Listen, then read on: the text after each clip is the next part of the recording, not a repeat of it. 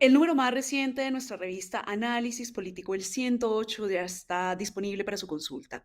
Este es un número de tema libre en el que publicamos artículos de diversas temáticas de la ciencia política y de las relaciones internacionales, como es el caso del artículo Patrones de violencia y de macrocriminalidad, una categoría en disputa en la justicia transicional colombiana.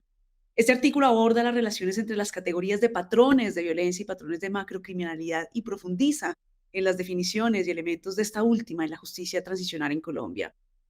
Y para esto doy la bienvenida a sus dos autores, a Heider Alonso Camelo, doctor en Estudios Políticos y Relaciones Internacionales de la Universidad Nacional de Colombia, docente de la Universidad Santo Tomás y colaborador científico del Instituto Capaz, y a Liliana Chaparro Moreno, doctora en Ciencias Humanas y Sociales de la Universidad Nacional de Colombia y docente de la Universidad Santo Tomás. Muchas gracias por la invitación, eres muy amable. Muchas gracias por la invitación, un gusto. Ustedes mencionan que este artículo se ocupa de analizar 4 macrocasos desarrollados por la Jurisdicción Especial para la Paz, la JEP, para identificar cómo ha aplicado metodológicamente los patrones de macrocriminalidad en la investigación de graves violaciones a los derechos humanos y sus efectos para determinar las responsabilidades individuales. Comencemos por lo primero.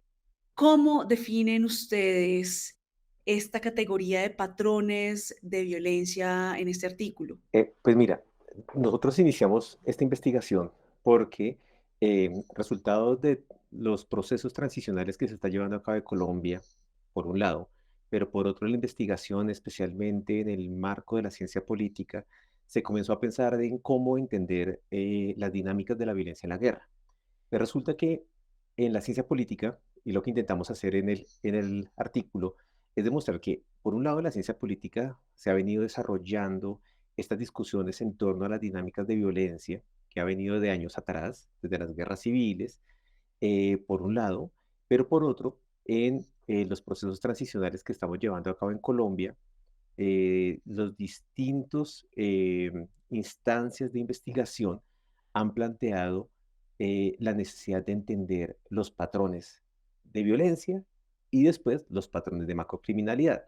Nosotros nos preguntamos qué significa un patrón de violencia y qué significa un patrón de macrocriminalidad para responder tu pregunta. Pero lo primero que hicimos fue remitirnos a la literatura internacional para entender qué es un patrón de violencia.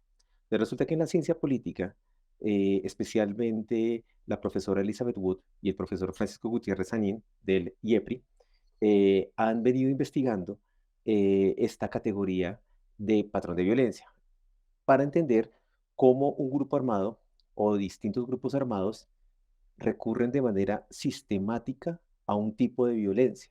Y para eso, ellos dicen, mire, un patrón de violencia se compone por repertorios, es decir, por el tipo de violencia al que recurren, por la frecuencia, es decir, el número de veces que lo hacen, la práctica, es decir, cómo lo realizan, y todo esto en conjunto permite caracterizar la violencia que despliegan los actores armados. Pero lo que nosotros vimos fue que la ciencia política ha venido avanzando en esas discusiones, pero la pregunta que nos surgió para escribir el artículo fue, un momento, esto lo ha hecho la ciencia política. La pregunta es, ¿esto es lo que está aplicando, por ejemplo, en los casos transicionales en Colombia?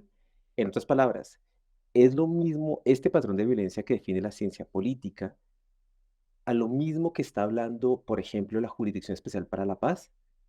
Y de ahí surgió la idea de comenzar a construir y debatir lo que ya entendemos como patrón de violencia, que fue lo que te dije hace un momento, con lo que después encontraríamos como patrón de macrocriminalidad.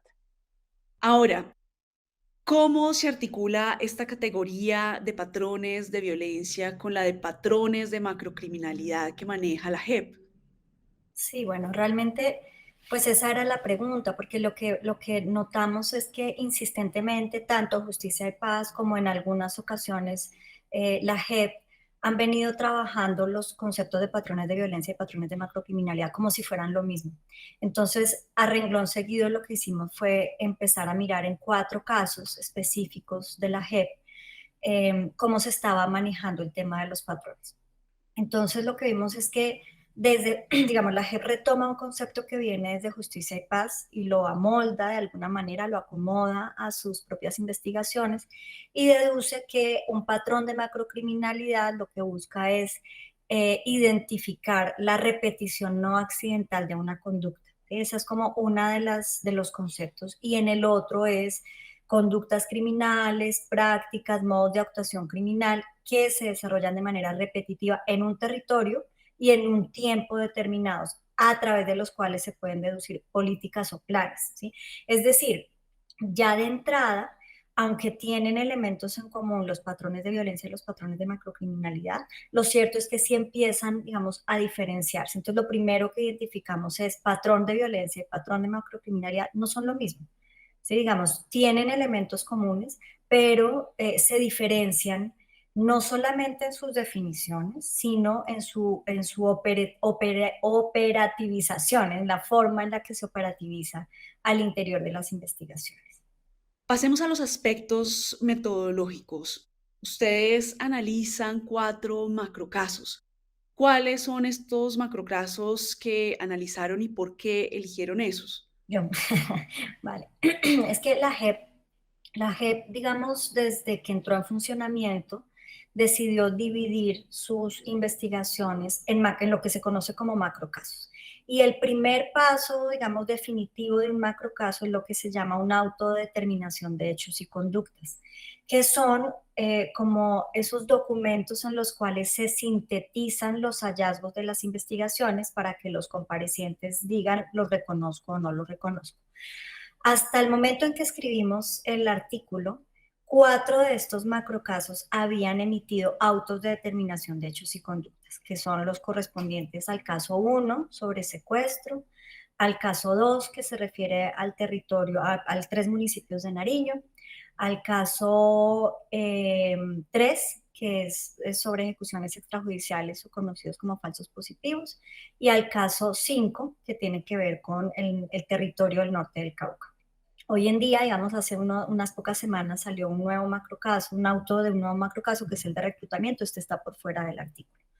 Entonces lo que hicimos fue tomar en los casos de secuestro, el 1 y el 3 de ejecuciones extrajudiciales, hay más de un auto.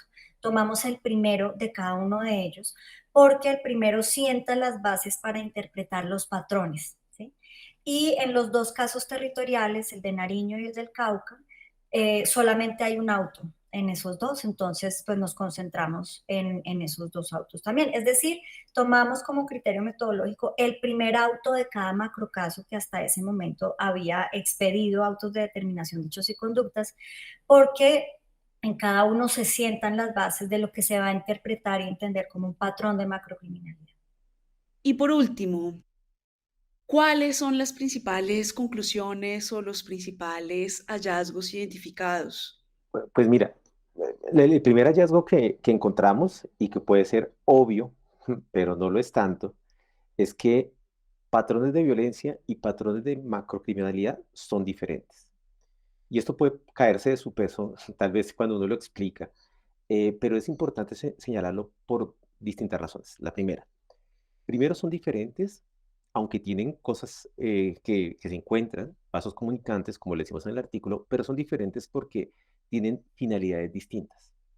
Entonces, cuando hablamos de patrones de violencia, encontramos que es una categoría, como lo hemos dicho anteriormente, de la ciencia política, pero que busca analizar el comportamiento, la dinámica de la violencia de los grupos armados desde un proceso reflexivo académico.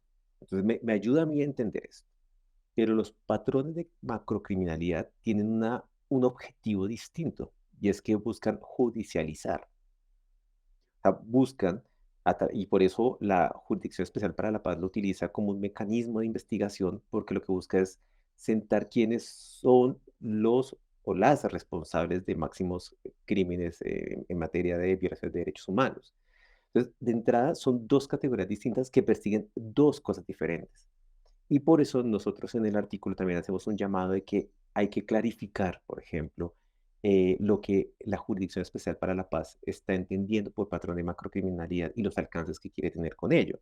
Porque una cosa es que utilicemos la categoría de patrones de violencia como una suerte de reflexión académica para luego utilizar el patrón de macrocriminalidad en la judicialización. Y otra cosa es que pensemos que se puede judicializar utilizando la categoría de patrón de violencia, porque eso lo que haría es forzar una categoría académica en un proceso judicial y puede ser perjudicial para la búsqueda de la verdad, pero también para el proceso investigativo. Entonces, nosotros en el artículo lo que buscamos es decir, no son iguales, tienen finalidades distintas, pero también tenemos que tener mucho cuidado de no forzar las categorías, porque puede llevar a resultados que afecten la búsqueda de la verdad. Ese es un primer hallazgo. Sí, Liliana, si puedes. Sí, otro de los hallazgos que yo creo que, digamos, que creemos que es muy importante es que todo el tiempo estamos hablando de los patrones, patrones de macrocriminalidad, y la JEP habla de patrones de macrocriminalidad, y justicia habla de justicia de paz, habla de patrones de macrocriminalidad.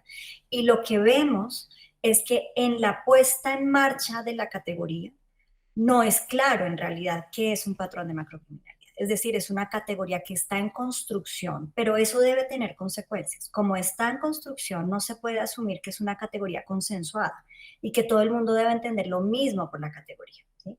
Entonces, digamos que el artículo pone en evidencia las diferentes metodologías que se utilizan, además asumiendo que tiene sentido que haya distintas metodologías, porque, por ejemplo, en la JEP los macrocasos tienen variables que los hacen distintos. Entonces, una variable importante son los territorios. Entonces, ¿qué implica aplicar una categoría como patrones de macrocriminalidad cuando lo que se investiga es un territorio con distintos actores? Pero hay otras variables. Cuando la forma de agrupación es lo que se llama, digamos, un repertorio de violencia, secuestro, ejecuciones extrajudiciales, pues probablemente la metodología sea otra. Pero adicionalmente hay otra variable que puede, digamos, llevar a diferencias o que lleva a diferencias, es el carácter legal o ilegal del actor que se investiga.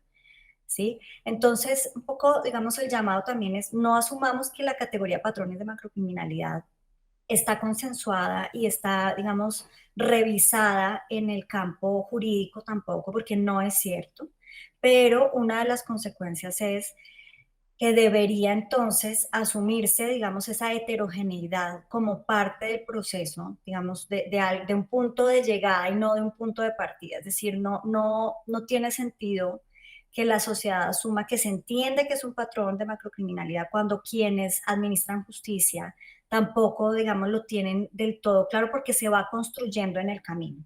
Y lo otro que es muy importante, digamos, en el marco de este hallazgo es la noción de patrones de macrocriminalidad ha sido utilizada, digamos, como una herramienta de investigación, pero la JEP está utilizándola como una herramienta de juzgamiento, es decir, lo que no cabe en el patrón queda por fuera del juzgamiento, sin que el derecho internacional lo exija, y eso tiene consecuencias.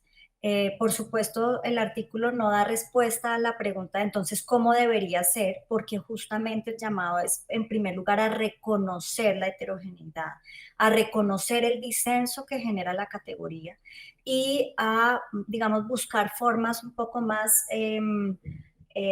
explícitas de organizar esas variables para seguir andando en el camino de la construcción de la categoría. Sí, solo quería agregar algo de lo que dice Liliana, que creo que intentamos hacer en el artículo, y es justamente ese llamado amable a la Jurisdicción Especial para la Paz para ser coherente y consistente frente a los procesos de investigación, porque incluso desde la misma revisión que realizamos en términos de literatura, encontramos que dentro de la misma Jurisdicción para la Paz encuentran diferencias en el manejo entre patrones de violencia y patrones de macrocriminalidad. Por poner un ejemplo que lo evidenciamos en el artículo, la fiscalía, la que actúa como fiscalía dentro de la Jurisdicción Especial para la Paz, tiene un documento que citamos donde habla y dice que los patrones de violencia son aquellos que tienen repertorio, etcétera, etcétera, y que son un proceso de investigación.